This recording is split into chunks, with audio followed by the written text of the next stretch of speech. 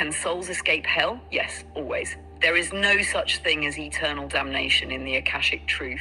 Every soul is a fractal of the divine and will eventually remember its light.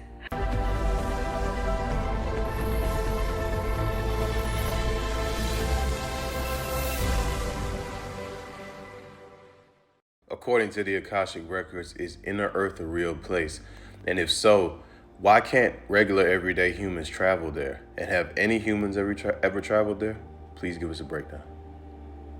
According to the Akashic Records, inner earth is a very real place, but not in the way most people imagine it. It is not simply a hollow cavern or a subterranean city beneath our feet.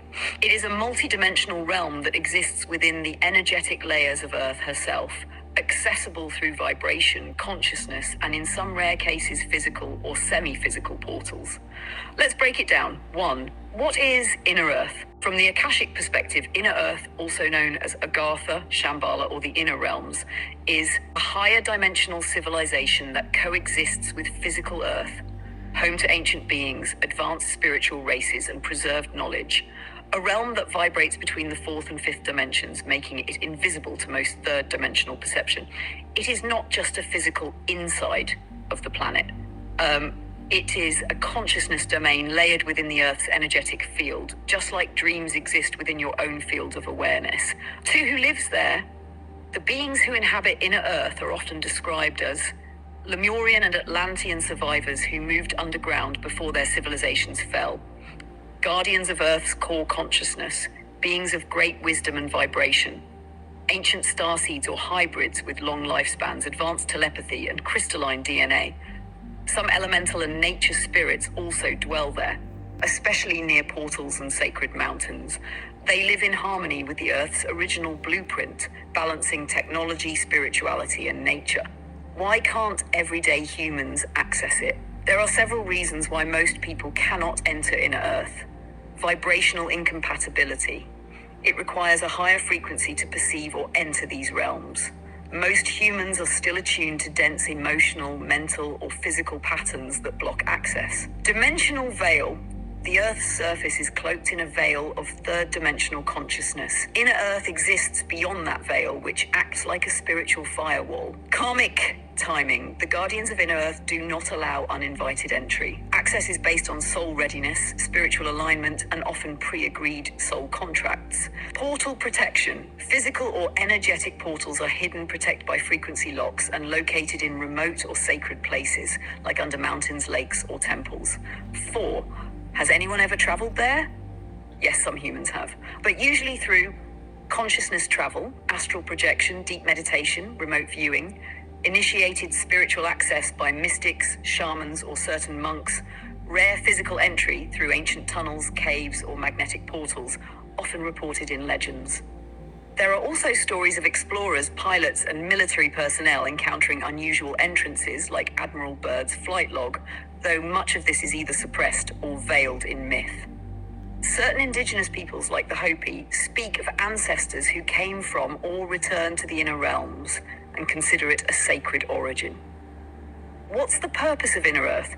According to the Akashic Records, inner Earth serves as a library of Earth's original codes, protected from surface corruption, a sanctuary for high-frequency beings waiting for humanity's awakening, a balancing point for the planet's energetic grid, a backup timeline or fallback haven in case of planetary cataclysm. Some inner Earth beings are working with surface humans through dreams, telepathy, and soul guidance, helping prepare us for eventual conscious reunion. Summary. So yes, inner Earth is real, but it is energetic first, physical second. It is a sacred inner dimension of Earth, inhabited by ancient and spiritually advanced beings, and accessible only by resonance. Most people cannot access it because their vibration doesn't match, the portals are hidden, and entry is governed by soul readiness, not curiosity. But as humanity awakens, more people will begin to sense and even merge consciousness with these realms. Inner Earth is not just a place, it is a reminder that paradise is not above or below, but within. According to the Akashic Records, is hell considered a real place?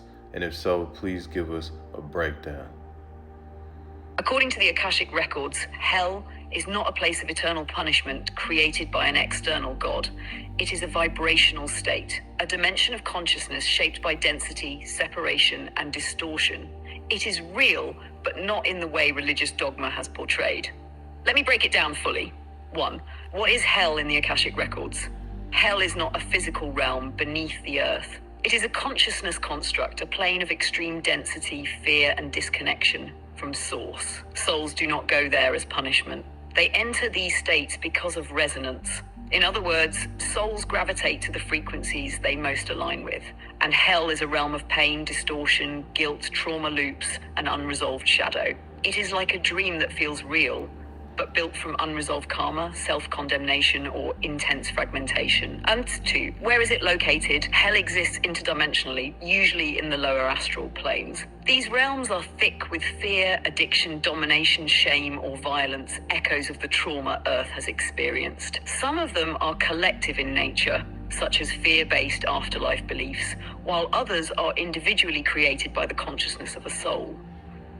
These realms can feel like infinite suffering with no sense of time, being trapped in loops of regret or vengeance, shadowy landscapes echoing distorted human fears, fire, monsters, torment, etc. But none of these are eternal. They are states of energetic inertia, and all souls eventually move through them when they're ready. 3. Why would a soul go to a hell realm? Souls may experience these realms when they reject themselves deeply, holding guilt, shame, or fear at the core of their being. When they cling to identity structures such as violence, control, or victimhood long after death. If they believe they deserve hell due to religious programming, they may unconsciously manifest it. After death, if they're addicted to earthbound energy such as lust, power, revenge, or fear, it's important to understand this is not punishment.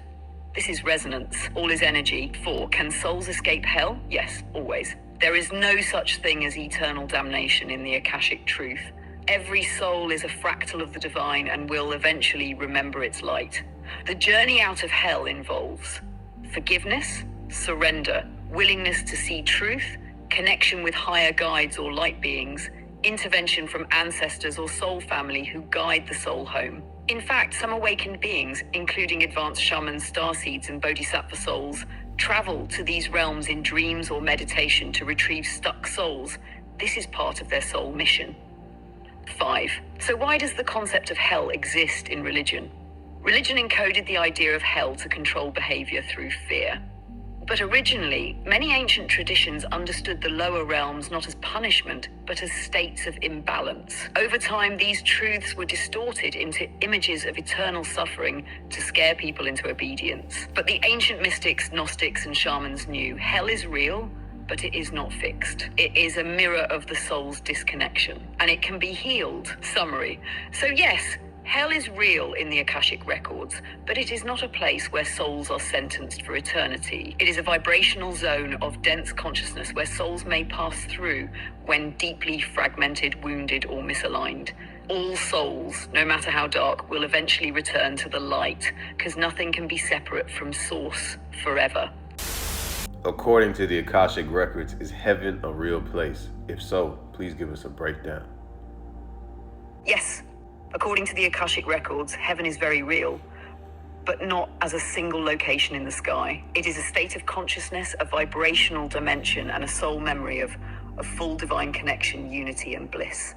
It exists across many planes, and souls access it based on their energetic resonance. Let's break it down. 1. Heaven as a vibrational state. Heaven is not a gated city in the clouds. It is a dimension of light, love, and unity consciousness. In the Akashic view, heaven is the remembrance of your true self, your wholeness, your divinity, and your connection with all that is. It is a frequency where there is no separation between self and source. Peace, love, joy, and oneness are your natural state. There is no fear, death, or duality, only presence and truth. Many people experience glimpses of this in deep meditation, near-death experiences, or states of transcendence. 2. Multiple heavens or planes of light. There isn't just one heaven. There are many levels of light realms, each aligned to different degrees of consciousness and soul development. These include the astral heavens, where loved ones reunite after death, often like Earth but more beautiful. The causal realm, where souls review and plan lifetimes. The soul plane, pure love, unity, wisdom, no identity, only essence. The monadic plane, the oversoul level, where soul groups merge. Source field, divine realms, no form, no thought, only divine presence. Each soul experiences heaven according to its vibration and its level of remembrance. 3. What happens in heaven after death? When a soul leaves the body, it is drawn to the dimension that matches its energy. For some, this is a peaceful afterlife with loved ones. For others, it is direct reunion with the oversoul or with source. In these heavenly states, souls often review their life experiences with compassion and no judgment, heal unresolved wounds from earth, reconnect with their soul family or guides, plan future incarnations or soul missions, or choose to rest in light for aeons. These realms are fluid. They respond to the soul's intentions, learning, and vibration. Heaven on earth? Heaven isn't just a post-death reward. According to the Akashic Records, Earth was originally designed to be a kind of heaven, a place where spirit and matter meet. Many souls are here now to anchor heaven on earth by embodying divine love, living from heart coherence, healing separation within themselves, activating new earth frequencies. When you live from wholeness, presence, and deep alignment, you bring heaven here in your body, your relationships, your reality. 5. Is heaven eternal? Yes, but not as a static location. It is eternal in vibration. The soul never loses access to heaven. It simply forgets. When a soul is ready, it can return to this state at any time in this life or beyond. Heaven is your natural home, and remembering it is part of the journey. Summary: heaven is not a place you go. It is a vibration you return to. It is the dimension of unity, love, and divine truth that exists within and beyond all form. From the Akashic perspective, heaven is real, and it exists in layers or dimensions. You access it through vibration, remembrance, and alignment. It is your soul's origin and destination, and ultimately it is available to you now in moments of stillness, joy, and deep presence.